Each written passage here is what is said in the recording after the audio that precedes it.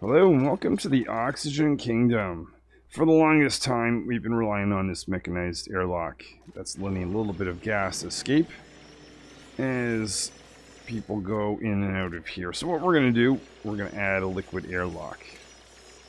The other thing I want to do is ultimately melt the wall of this rocket right here. Because the king wants to go exploring. Oh, excuse me. The king wants to go exploring, but he's not happy with the size of this rocket. So we're going to have to melt this. But to prepare for that, let's bring up a heavy watt wire up to this zone. So we start it over here. And that I don't think is actually connected yet, but we're working on it.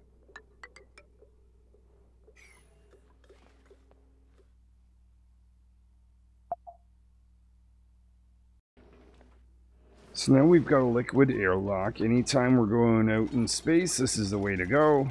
We've got a ladder, fire pole, and heavy watt wire going out because we want to, well, we've got things we want to do with much more power use over there.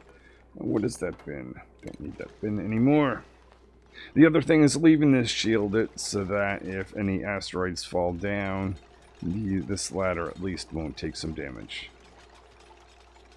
But one thing that could happen is a meteorite could land here and this could block the exit. Do I have any steel left?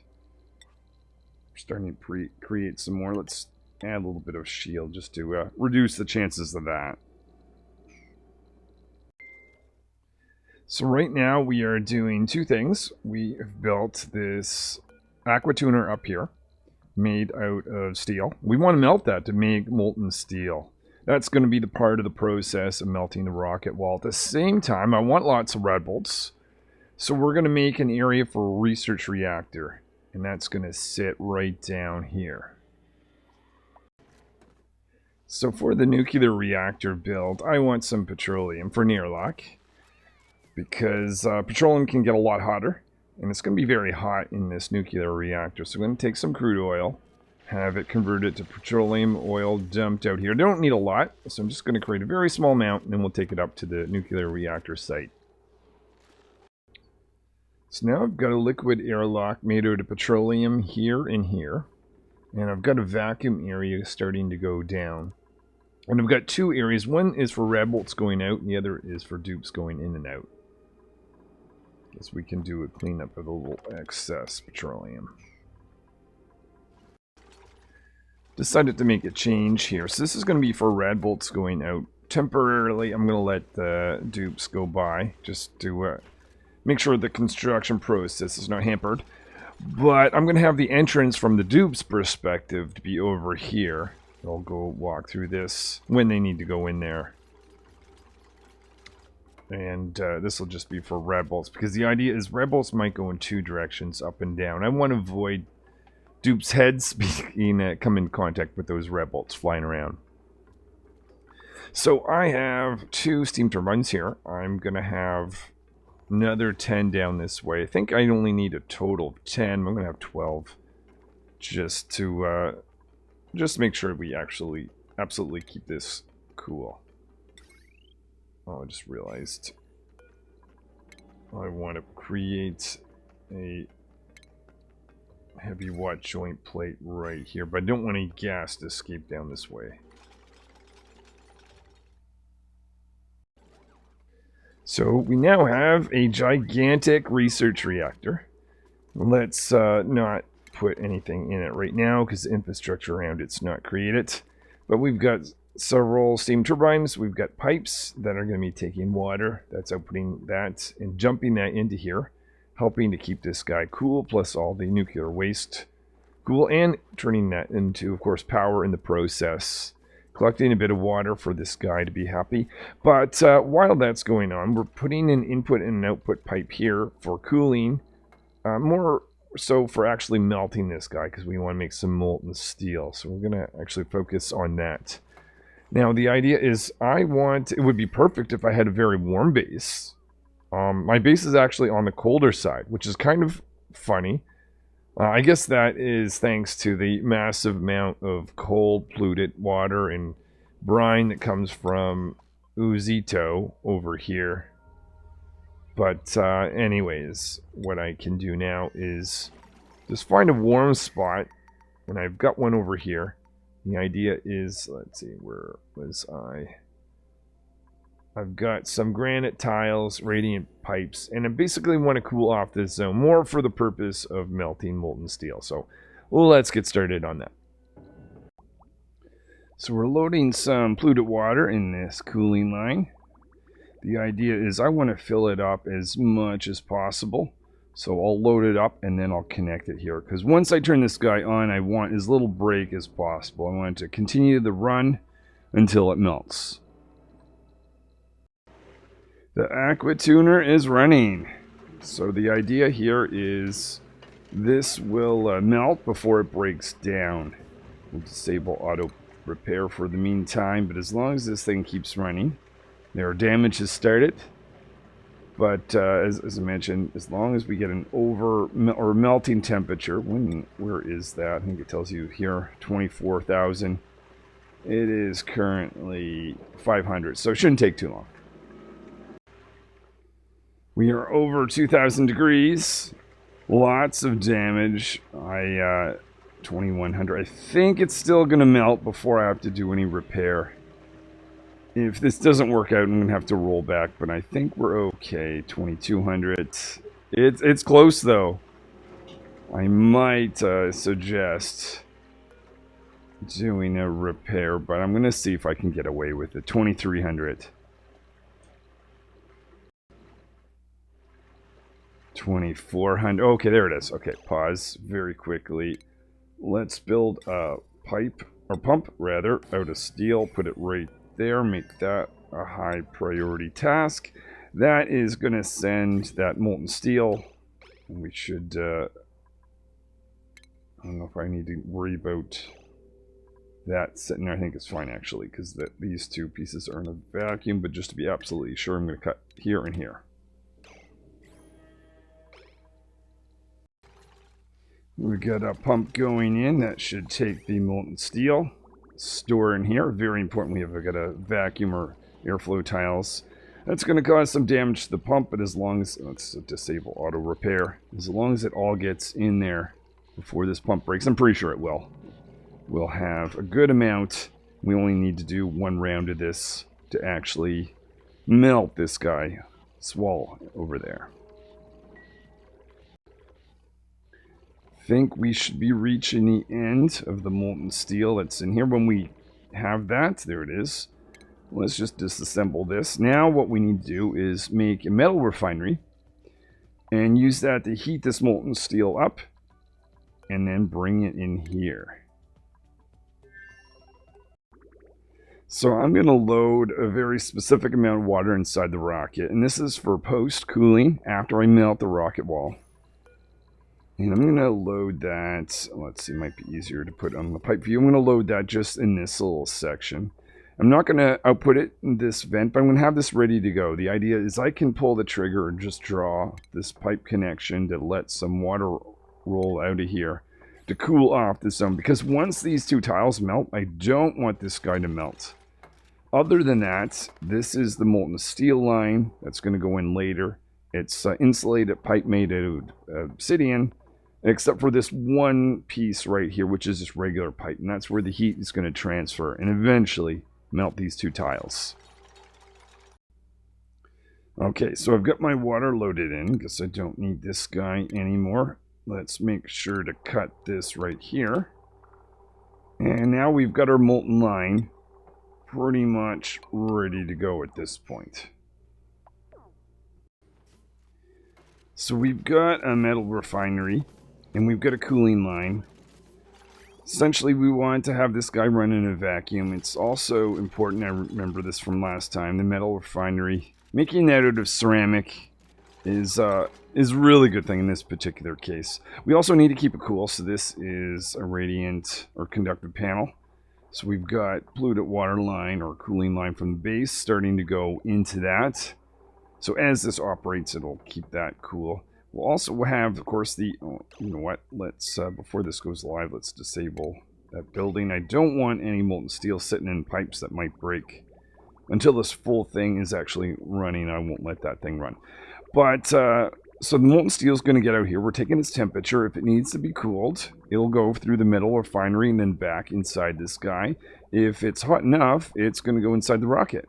And then when it comes out of the rocket, it'll just go back in there just like that. So we'll see how this is going to run. This is a little bit different than I've done before because in the past, I've done 2 temperature checks here and here. We'll see if this ends in failure. Or this is just actually a slightly easier way of doing this. So while the construction up here finishes, we're building some pumps because we want to create a vacuum in here before we dump some water because we want this to be just a pure steam area. So I've got several pumps outputting gas, and when this is a vacuum, we'll start the process of dumping some water in. Alright, so I've got a cooling line going through that's going to keep the metal refinery itself cool. I find out if this works. I may be rolled. This is a common place where rollback could very well happen, but let's see what happens. So I'm expecting this molten steel to be cool enough such that it'll need to go in. Well, hold on. Let's actually, you can verify that. It is 1200. Yeah, it definitely needs to be heated up. Let's produce iron. 30, let's say, pieces. We'll make some steel. Try creating a few pieces of gold.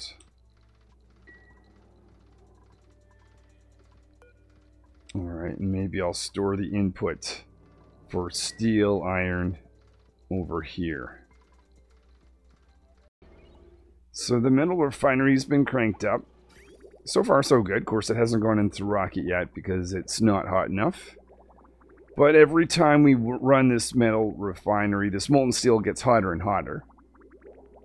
Let's see, where is it right now? 1500. Yeah, so it's got a bit to go. I set this to be, I think, 2500. And it'll keep going until eventually it's hot enough and we'll go in here. So looking at this design, I probably shouldn't have made the power transformers inside where eventual vacuum is going to be. Oh, you know what I could do? I'll just dump some water, but not enough to flood it in the meantime. But yeah, it's getting pretty low there, which is good. Eventually we'll have a vacuum and I can get rid of the pumps. So there we are, loading in some water. I want more water than that ultimately, but because I chose to put the transformers inside here, I don't want them to flood. Probably note to self, don't put transformers where you want vacuum area to be, but that's going to run for the time being.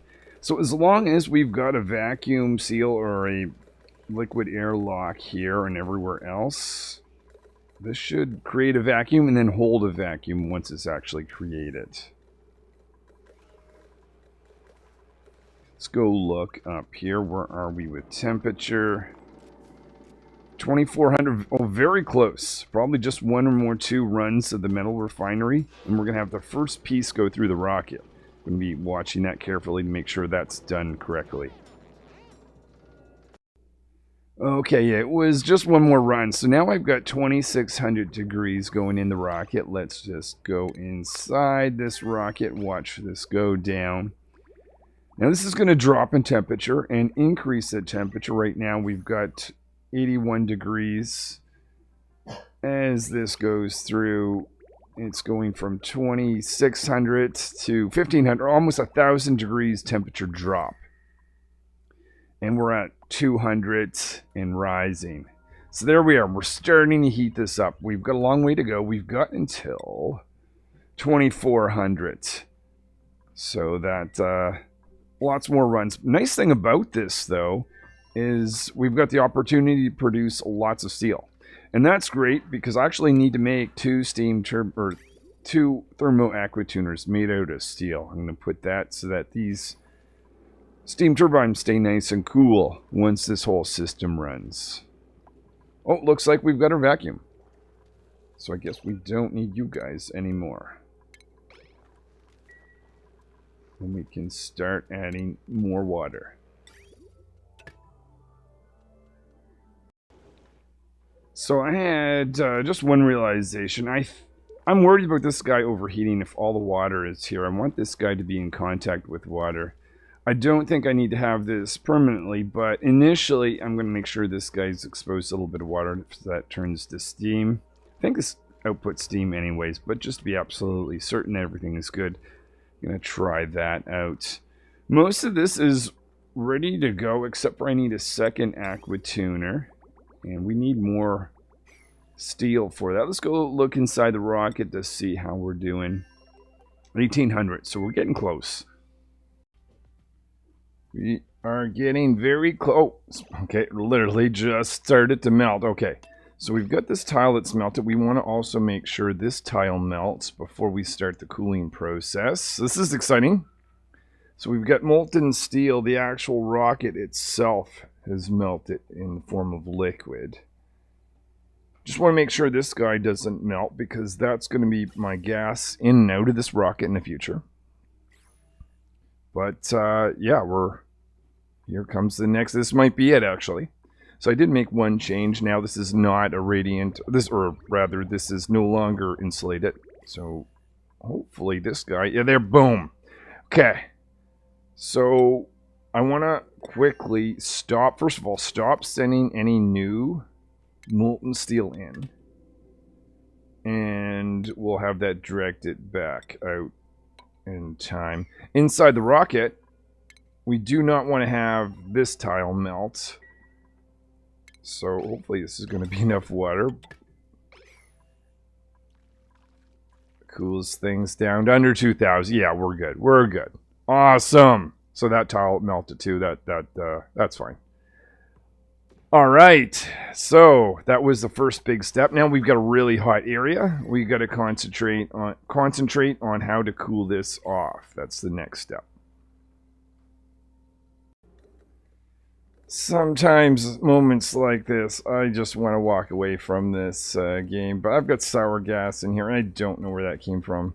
I did see one of the puff critters in here. I wonder if it has something to do with that, though. It doesn't output sour gas. So we're pumping that back out. My liquid airlock is still intact. It's intact here. It's not intact here. Though this should have been a vacuum anyway. So that shouldn't matter. Yeah, I'll pump out the sour gas and just try to continue on. So we have re-established a vacuum. Still have no idea where that sour gas came from, but let's destroy these pumps and see if we can get this system on. Just before I turn this nuclear reactor on, I want to have a pump in here set to store nuclear waste that's eventually going to arrive over here, and have that stored in infinite liquid storage here for use in the future. Before I build that, though, of course I want it covered by bunker tiles. I don't want it to be blasted away by meteorites. So this petroleum will be emptied right there, and then we're going to have infinite storage area for nuclear waste.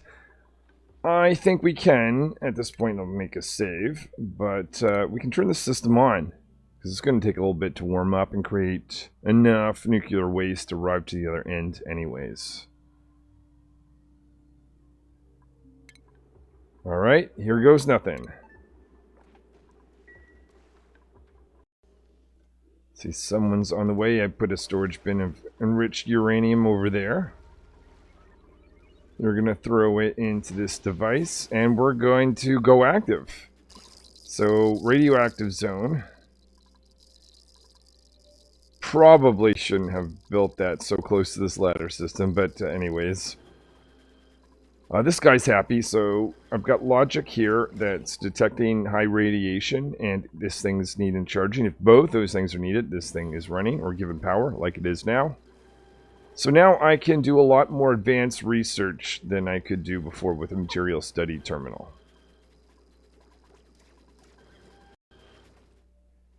I think the next thing I'd like to do is cool off this rocket. I built a few tiles. As I build each tile, that actually takes the temperature down. I've done this with a steam turbine before, and this time I'd just like to experiment with exactly how much effort or liquid water it would take if I wanted to cool it off that way instead. Do I have something in that pipe? Oh, molten steel, huh? Well, maybe let's get rid of that before we continue on. So with that molten steel taken out of that rocket now, and this rocket sealed back up with normal tiles right here, I'm starting to dump in some water. We'll see exactly how much this is going to take to actually cool things off without a steam turbine. The reason I'm kind of, well, just an experiment, I've done the steam turbine before, and I'm just curious how well this would work. More for a different base, thinking radioactive ocean asteroid, but I'll let this run, see how long this goes for.